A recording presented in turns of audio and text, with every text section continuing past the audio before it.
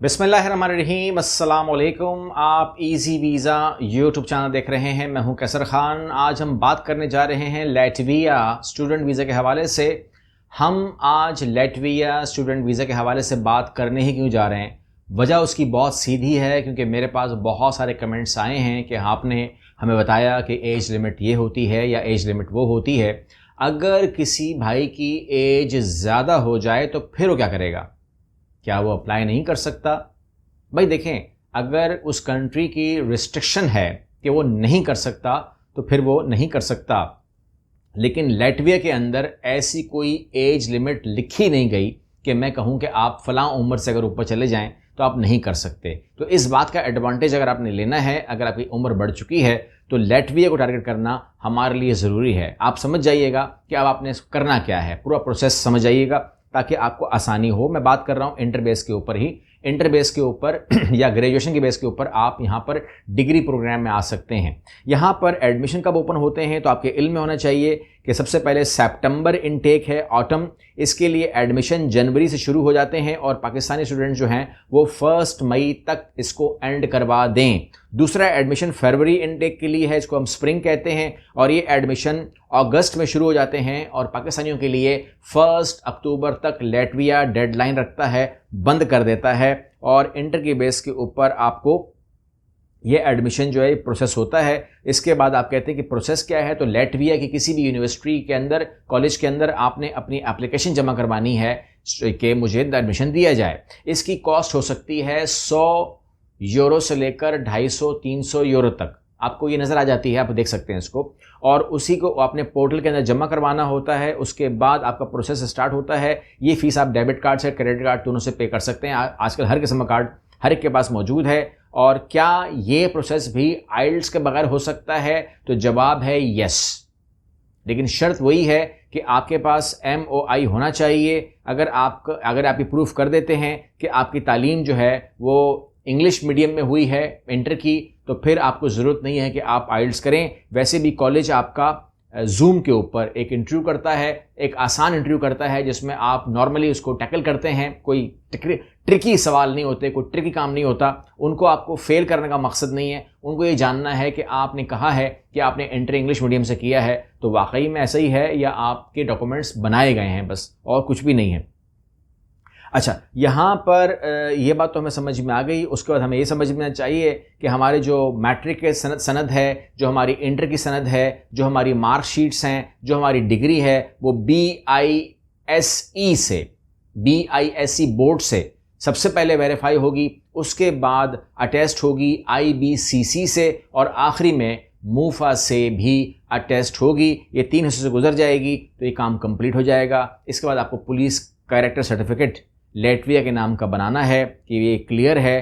1 سے 2 سال کا ویلڈ پاسپورٹ چاہیے آپ کو، پاسپورٹ سائز پکچر چاہیے، اور ایج لمٹ کا جو معاملہ ہے آپ کو میں نے انفارم شروع میں کر دیا تھا کہ 18 سے تعلیم آپ کی جو ایج ہے وہ اوپر ہو، 18 سال سے اوپر ہو، لیکن اس کی کوئی اور لمٹ لکھی نہیں گئی کہ آپ کی کتنی ایج ہو تو آپ اپلائی کر سکتے ہیں۔ لیکن اگر آپ 28 سال کے بھی ہو گئے ہیں یا 30 سال کے بھی ہو گئے ہیں تو یہاں پر پرابلم نہیں دیکھی گئی ہے۔ ویسے انہوں نے کچھ لکھا نہیں ہے، میں نے خود سے کہا ہے یہ کہ اگر ہو تو کوئی پرابلم نہیں ہے۔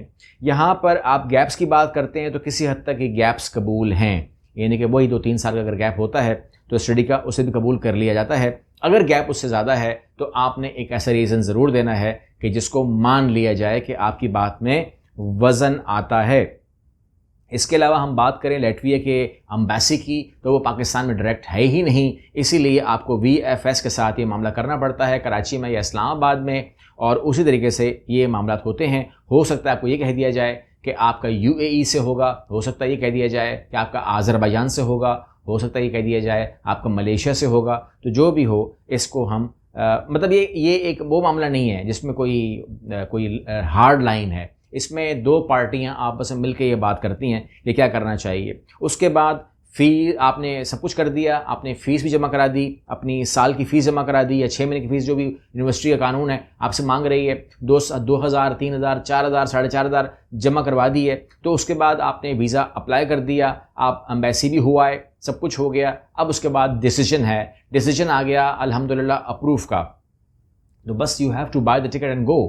اور اس کے بعد وہاں پہنچ کر آپ نے TRC حاصل کرنی ہوتی ہے جو آپ کو تعلیم کے ساتھ ساتھ چل رہی ہوتی ہے، اور ایک کارڈ بن جاتا ہے، ایک ID کارڈ بن جاتا ہے جو 2 سال تک ویلڈ ہوتا ہے۔ اس کے بعد آپ اگر تعلیم پہ رہیں گے تو TRC پہ رہیں گے، اگر آپ جاب پہ آ جائیں گے تو پھر ایک الگ سینیریو ہے کہ وہ کون سا ملک ہے، یا وہ لیٹویا ہی ہے یا کچھ اور ہے، اٹ ول ڈیپینڈ۔ باقی اللہ نہ کرے اگر ویزا ریفیوز ہو جاتا ہے ان تمام باتوں کے باوجود کہ آپ نے سب کچھ کر لیا، تو آپ کی جو ٹیوشن فیس ہے، جو یونیورسٹی فیس ہے، وہ جس اکاؤنٹ سے آپ نے پے کی تھی اس کے اندر پوری فیس واپس آ جاتی ہے، اور کوئی کٹوتی نہیں ہوتی، بڑی کٹوتی نہیں ہوتی سوائے ایڈمنسٹریشن چارجز کے جو $200-300 تک ہو سکتے، یورو تک ہو سکتے ہیں۔ تو باقی آپ کے اکاؤنٹ کے اندر ایک پیسہ آپ کو دکھانا ہوتا ہے، فنڈ دکھانے ہوتے ہیں، 15 لاکھ 18 لاکھ روپے فنڈ کا دکھائیے گا تاکہ انہیں اطمینان ہو کہ آپ اس پروسیس کو قبول کر سکتے ہیں یا برداشت کر سکتے ہیں۔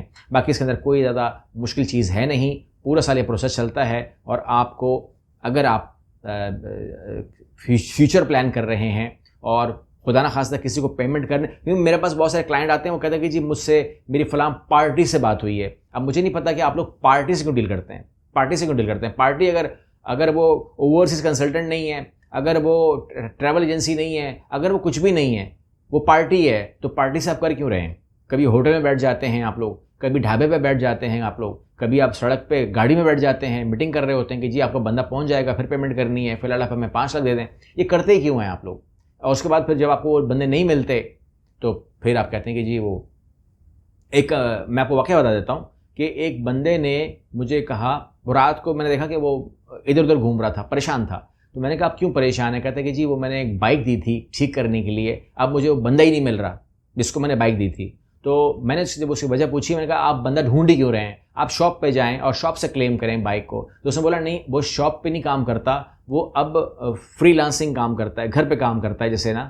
تو میں نے ان سے کہا کہ آپ سڑک پہ ڈیل کرتے ہی کیوں ہیں؟ آپ کو شاپ کو دینی چاہیے، انسان کو نہیں۔ تو کام آپ لوگوں کو مت دیں، ٹھیک ہے؟ پارٹی کو مت دیں، کام آپ آفس کو دیں تاکہ آفس ذمہ دار ہو۔ اور ہمارا جو آفس ہے، فار ایگزامپل ہمارا آفس آپ کے لیے کراچی میں ایگزسٹ کرتا ہے، 12 سال سے آپ کی خدمت کر رہا ہے، لاہور میں ایگزسٹ کرتا ہے، دوسرا سال ہمارا وہاں پر بھی ہے۔ تو الحمدللہ وی آر ہیئر۔ ہم سے ڈائریکٹ ڈیل مت کریں، مجھ سے بھی ڈائریکٹ ڈیل نہ کریں، مجھ سے بھی سڑک پہ مل کر بات چیت کر لیں، دوستی کر لیں، محبت کر لیں، مگر جو ڈیل کرنا والا معاملہ ہو وہ آفس کے ساتھ ہی کریں، تاکہ اگر میں آپ کو نہ مل سکوں دوبارہ تو کوئی پریشانی نہ ہو۔ آپ کا راستہ، آپ کا واسطہ آفس سے ہونا چاہیے، یہی میرا مشورہ ہوتا ہے، سب کو یہی کہتا ہوں، میرے اپنے لیے بھی یہی ہے، آپ بھی اسی کو سمجھ لیجئے گا۔ اگلی ویڈیو ملتے ہیں، اللہ حافظ۔